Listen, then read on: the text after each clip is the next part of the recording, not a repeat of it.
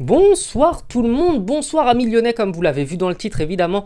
Barcola s'est fait pourrir et je veux que en ce début de vidéo vous me disiez si oui ou non pour vous c'est un traître ou si au contraire c'est juste un mec voilà, qui a fait sa formation et qui allait trouver un meilleur club quand il a pu.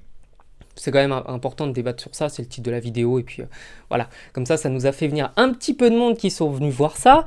Et si vous connaissez pas la chaîne, je vous invite évidemment à vous abonner, à commenter et à aller voir toutes les autres vidéos que j'ai pu faire. Il y en a tout un paquet, je parle de beaucoup de sujets autour du foot, donc je pense que vous trouverez votre bonheur. Bref, on va pouvoir parler de ce match qui a opposé le Paris Saint-Germain à l'Olympique Lyonnais, une équipe lyonnaise qui était dans le rouge, hein, qui était vraiment la tête sous l'eau, et une équipe parisienne qui montait en puissance quant à elle. Et dans ce match-là, tout a basculé très vite sur le premier point négatif des Lyonnais dans la rencontre, c'est leur incapacité à tenir le ballon, enfin pas à tenir le ballon, mais leur incapacité à se dégager, et les erreurs, les pertes de balles qui ont été légion dans la rencontre.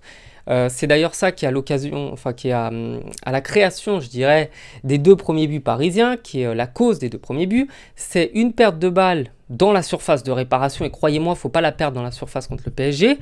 Et ensuite, une perte de balle un petit peu avant le milieu de terrain. Et les Parisiens, comme ils jouent très vite, comme ils jouent très bien, ça part au but, vous pouvez strictement rien faire derrière.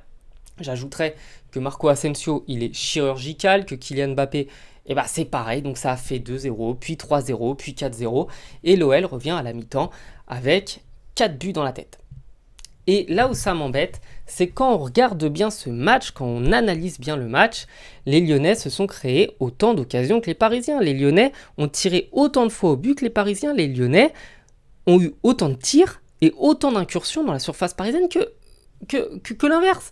Donc non, en fait, tout n'est pas acheté dans ce match. Les Lyonnais ont fait un beau match offensivement. Un beau match. C'est juste ce qu'il faut dire. Ils se sont créés beaucoup d'occasions. Et c'est pas des erreurs des attaquants lyonnais qui font que Lyon ne marque pas plus qu'un but. C'est des erreurs, enfin c'est pas des erreurs, c'est des miracles, des sauvetages miraculeux de Donnarumma qui a été incroyable ce soir dans les cages parisiennes. Donc au final, tout n'est pas acheté, mais clairement pas. C'est encourageant. Bon, c'est jamais encourageant d'en prendre 4, mais c'est encourageant de se créer autant d'occasions. Parce que ça veut dire qu'il y a quand même une pointe d'espoir. Il y a quand même un truc qui fait que cette équipe, elle est capable d'aller chercher des buts, elle est capable d'aller en mettre, elle est capable de mettre son adversaire en danger. Parce que c'est pas tous les week-ends que Lyon va tomber sur une équipe qui défensivement a la qualité du PSG. Quand on regarde bien le match parisien, défensivement ça a été extrêmement solide. Et ça n'a pas empêché les Lyonnais de se créer des occasions dans une défense solide. Donc forcément c'est pas acheté. Mais après le deuxième gros point négatif, c'est évidemment l'incapacité des joueurs, des attaquants à les marquer. Ça a été criant, ça a été terrible parce que Lyon, bon, il y a le grand match de la défense parisienne, je l'ai déjà dit, mais ils n'ont pas été capables de marquer. Généralement, soit votre adversaire fait un miracle, mais il y a des choses sur lesquelles la défense et le gardien ne peuvent pas faire de miracle. Si vraiment, votre frappe, elle est parfaite, elle est incroyable, votre placement, il est intelligent, il est judicieux, votre adversaire, il peut rien faire. Ça a beau être le Barça, vous prenez vraiment le Barça de 2009, ils ont pris des buts parce qu'en face, il y avait des joueurs de qualité. Donc Lyon est capable de se créer des occasions. Il faut juste vraiment que Lyon trouve quelque chose pour régler ses problèmes d'efficacité devant le but parce que c'est trop pénalisant et quand vous êtes l'Olympique Lyonnais, vous ne pouvez pas accepter de finir la 4e journée à la 18e place sur une défaite 4 buts à 1 dans votre cour, dans votre maison. Non, ça c'est intolérable.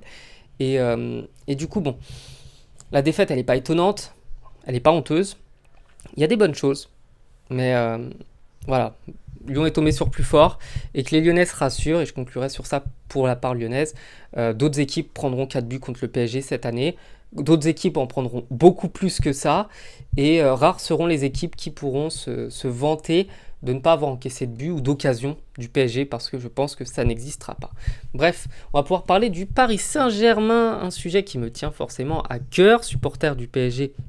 C'est vrai, mais j'essaye quand même de rester lucide sur mon équipe et sur le jeu. Et ce soir, je dois dire qu'il n'y a aucune part d'ombre. Concrètement, le match dans l'ensemble du PSG, il a été intelligent, il a été solide. On a eu des joueurs qui ont fait un pressing haut toute la rencontre, qui ont joué les uns pour les autres. On n'a pas eu une personnalité de type brésilien ou argentin, numéro 10 dans leur équipe nationale, pour ne rien foutre sur la pelouse. Tout le monde a couru, tout le monde a joué. Les joueurs ont vraiment joué avec un esprit admirable. Et les remplaçants, chose rare, chose qu'on ne voyait pas l'an dernier, les remplaçants sont réellement de grande qualité. Le PSG, c'est là où on le voit, c'est énormément renforcé à tous les postes.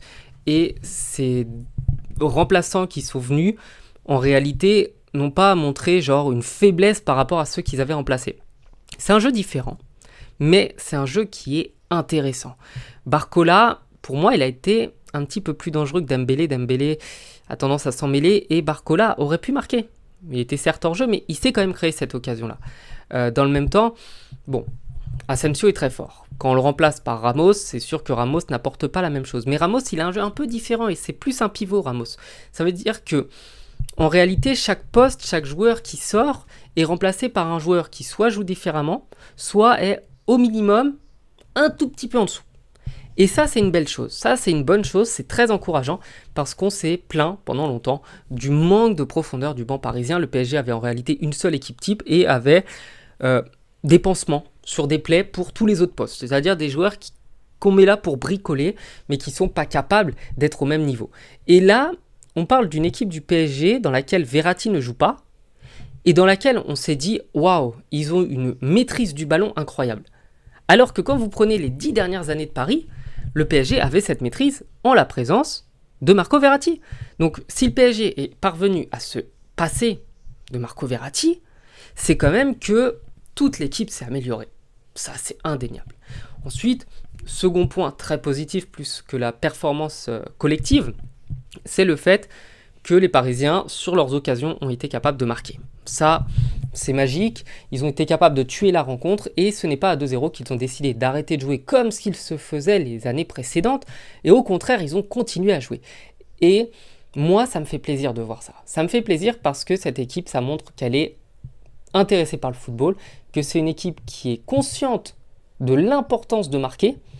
Et troisième point extrêmement positif, c'est le fait que, en effet, Luis Enrique, je ne pensais pas que l'entraîneur pouvait à ce point-là changer une équipe. Il a changé, il a métamorphosé la mentalité des joueurs parisiens. Certes, il y a eu 11 recrues, c'est quand même pas rien, mais dans l'esprit, il a quand même gardé une certaine base.